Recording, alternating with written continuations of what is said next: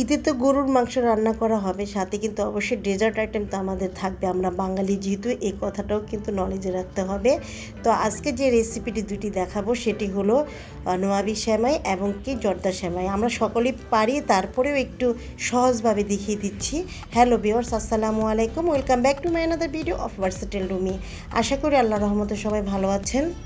তো চলে যাচ্ছি মূল রেসিপিতে। প্রথমে জর্দা সেমাইটা রান্না করছি। চুলে একটি প্যান বসিয়ে দিচ্ছি। একটি প্যাকেটে পাকিস্তানি সেমাই আর কি, লম্বা সেমাই, সেটা এখন অর্ধেকটা দিয়ে নিচ্ছি জর্দা সেমাই রান্না করার জন্য। আর এখানে 2 টেবিল চামচ পরিমাণ ঘি দিয়ে দারচিনি এলাচ দিয়ে নিচ্ছি, আর সেমাইটা এইভাবে ভেঙে নিচ্ছি। নিয়ে নেওয়ার পরে ঘিয়ের মধ্যে দিয়ে দিচ্ছি সামান্য পরিমাণ লবণ দিয়ে দিচ্ছি, তারপরে একটু ভালোভাবে ভেজে নিচ্ছি।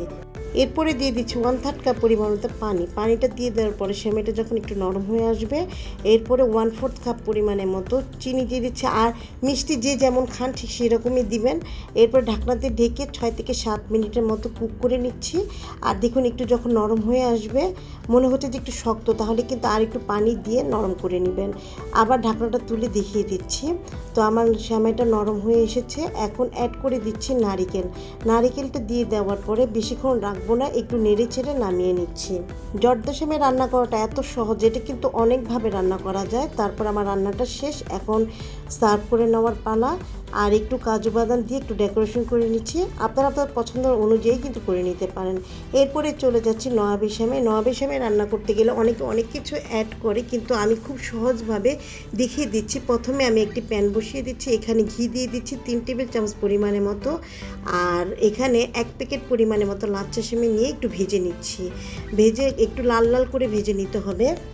এরপরে দিয়ে দিচ্ছি 2 টেবিল চামচ পরিমাণের মতো মিল্ক পাউডার এবং 1 টেবিল চামচ পরিমাণের মতো চিনি দিয়ে দেওয়ার পরে খুব ভালোভাবে আবার ভেজে নিতে হবে। যখন এমন একটি পর্যায়ে এসে পড়বে, তখন এটা নামিয়ে ফেলার পরে সামান্য পরিমাণ কিছুটা সেমাই, ভাজা সেমাইয়ের মধ্যে জর্দা রং দিয়ে দিচ্ছি, লিকুইডটা আমি দিচ্ছি। তো ভেজে নেওয়ার পরে এটা এক পাশে রেখে দিয়ে, যে প্রথমে ভেজে রেখেছিলাম লাচ্ছা সেমাইটা, সেটা এখন একটা ডিশের মধ্যে এভাবে সেট করে নিচ্ছি। চেপে চেপে একটু ভালোভাবে সেট করে নিচ্ছি। সেট করে নেওয়ার পরে চুলা একটি প্যান বসিয়ে দিচ্ছি। চুলায় না, অবশ্য চুলাটা আমার কিন্তু অফ রাখে এই কাজটা করতে হবে। এরপরে মেজারমেন্টে কাপ অনুযায়ী 2 কাপ পরিমাণের মতো লিকুইড দুধ দিচ্ছি। আর এখানে কনডেন্স মিল্ক দিয়ে দিচ্ছি, একটু বেশি পরিমাণ দিলে ভালো, চিনি লাগবে না। এরপর 1 টেবিল চামচ পরিমাণের মতো কর্নফ্লাওয়ার দিয়ে একটু ভালোভাবে মিশিয়ে নিচ্ছি। এগুলি কিন্তু চুলা অফ রেখে মিশিয়ে নিতে হবে। এরপর চুলাটা অন করে এরকম কনসিস্টেন্সি যখন এসে পড়বে, তখন এটা নামিয়ে ফেলছি। নামিয়ে ফেলার সাথে সাথে যে সেট করে রেখেছিলাম লাচ্ছা সেমাই, এটার মধ্যে দিয়ে দিচ্ছি। এরপরে সামান্য পরিমাণ ভেজে রেখেছিলাম জর্দা সেমাই দিয়ে, জর্দা রং দিয়ে, সেটুকু অংশ দিয়ে এভাবে ডিজাইন করে নিচ্ছি। ব্যাস, আমার রান্না শেষ। আজ এ পর্যন্ত। সবাই ভালো থাকুন, ধন্যবাদ।